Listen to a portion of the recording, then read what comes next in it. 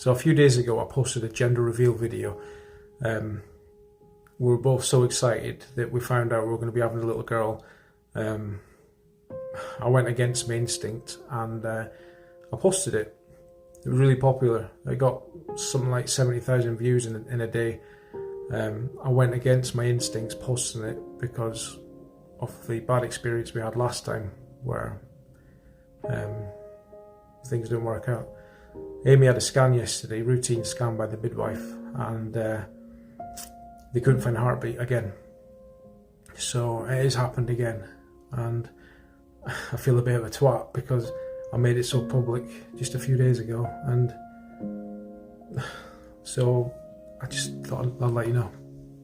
And as heartbreaking as it is, and as much as I'm hurting, it ain't gonna defeat me. The subject of stillbirth and miscarriage is a very taboo subject.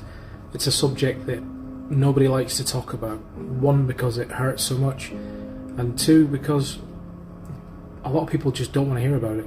It's a bit like out of sight, out of mind. There's a lot of support out there for women. There's lots of counselling groups, lots of Facebook pages, lots of experiences from a woman's point of view. There's not a lot from men, so I'm going to use my I'm going to use this platform, and the next few videos I'm just going to talk about my experiences, what I'm going through, how I'm feeling about this. And if you didn't know, my wife had a miscarriage, and so if you don't want to hear about it, you might want to flick on my next few videos. So on Tuesday around about midday, my wife went in for a routine checkup by the midwife, and they couldn't find the heartbeat of the baby. She went in for a scan at the hospital and they confirmed that there was no heartbeat for the baby. So yeah, she had a miscarriage. I can't even describe in 1 minute how it feels. So what happens next is on the Tuesday afternoon she was given a tablet. I'm not a doctor, I don't know the medical name for the tablet, but I've been told it's basically like a termination tablet. It makes sure that the fetus is actually 100% gone, and this starts the process of getting the baby out. She was sent home and she has to wait 2 days to go back into hospital. The next appointment is Thursday at 11 o'clock for an inducement. So 2 days have passed and we're in the hospital at the moment. And the next stage is a doctor, and he's already done this. He inserts another tablet, like a medication that basically induces birth. So Amy was 16 weeks pregnant, so the baby is pretty much fully formed. It's just a lot smaller than a normal baby, and she has to go through the whole pain of labour. The difference is we don't walk away with a baby like normal people do. So that's the stage we're at the moment. So we're just waiting now for that medication to kick in, so she can start the process of giving birth. Now, the last time we experienced this, last year, from when she was given the medication to induce her, it literally took 40 minutes for it to start to work, and it's not like a normal pregnancy. It was new to us both, so she felt that she needed the toilet. Now, it sounds really disgusting, but they give you like a sieve, like a tray to pee in, just in case. And it's a good job they did, because it sounds really horrible, but she gave birth. She went to go to the toilet and the baby came out. And it's yeah. As a man, there's nothing you can do. You just stand there. You just have to be supportive as you possibly can. You feel helpless, totally helpless. When the baby comes along, they give you, the only way to describe it's like a little box that they make into like a little crib. I'll show you what one looks like. The one I'm going to show you is one from last year. So this is it here. It's like a shoebox. Not the best wording on it. Baby transportation box. Could have been worded maybe a little bit better.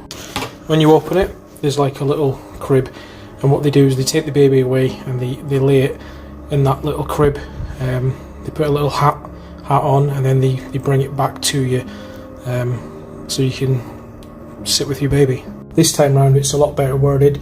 Baby angel on the box, and inside, this is from the Lily May Foundation, comes with little teddies, little keepsakes, a book, yeah, those little trinkets. So that's it done now. So our daughter was born about 10 minutes ago, so about 10 to 3. Amy has been absolutely amazingly strong. I don't know how she's done it, but yeah, so our daughter's born. The midwife has taken her away, and they're going to get her cleaned up, and then they're going to bring her back, and then we get to spend a little bit of time with her. But yeah, that's, I think the toughest part for me is done. So while that was happening, it was done in the bathroom. That seems to be the thing. I couldn't be in there. I just had to like helplessly stand outside and listen and just wait. There's nothing. As the man, there's nothing you can do. Just stand and wait, and then offer support when you can. So we've had our daughter back, and we've sat and spent time with her, and you can see straight away there's something not quite right when you look at her. It looks like her intestines were growing in the outside of her stomach, and around this part of her head it was deformed. So we don't know what's happened. So they are going to be doing like an autopsy to find out. You know, we weren't sure if we wanted to go ahead with it, but we think it's the best thing. We were given this. It's not obviously a real birth certificate, but it's just something for us. She weighed 65 grams, and size-wise, she would be from like the tip of this finger down to my watch strap. That's how big she is. So that's me out of the hospital now. Amy's staying in overnight. They just want to make sure that everything's okay. She's not feeling too great, which obviously is normal. So they just want to keep an eye on her. She'll be out tomorrow. Plus, I want to get back for my the younger kids, because the 2 younger ones at the house, they're used to one of us not being there, usually through work or something, but not used to both of us not being there. So I want to get back and get them into bed, make sure they're all right, have a talk with them all. So it's now the morning after, and I'm about to go back to hospital to go and pick up my wife. So I was joking about last night, and I thought to myself, oh, bed to myself, I can starfish. But it doesn't quite work out like that. Trying to go to sleep after an event that's so mentally traumatizing, it's not as easy as that. Your brain is going at like 100 miles per hour, and eventually you do fall asleep because you're absolutely knackered. Then the worst part is the next morning when you wake up. For literally a split second, you forget. Your mind, it's like your brain's trying to reboot, and for that split second, you forget all the pain, you forget all the hurt, and life just momentarily feels normal. And then, boom, it hits you. A flood of all the memories and emotions and everything, and then the reality kicks in. So we all have coping mechanisms, and my coping mechanism is thinking of my other children. And children can sense when something's wrong. My youngest came into bed and gave me the biggest hug ever. So this is probably going to be my last video on this. Today's probably the hardest day of them all, because today we leave the hospital, but instead of leaving with a newborn baby, we leave with a baby box full of little trinkets and a teddy bear. So that's literally what we are given to leave the hospital with. It's also one of the last times we get to spend with our daughter. So yeah, out of all the days, this is probably the toughest one.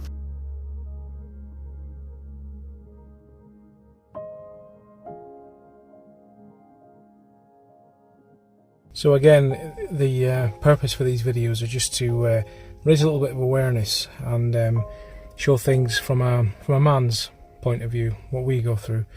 And if this video has helped even just one person open up a little bit about their experience, then I've done my job. Yeah, life goes on, guys. Just remember that.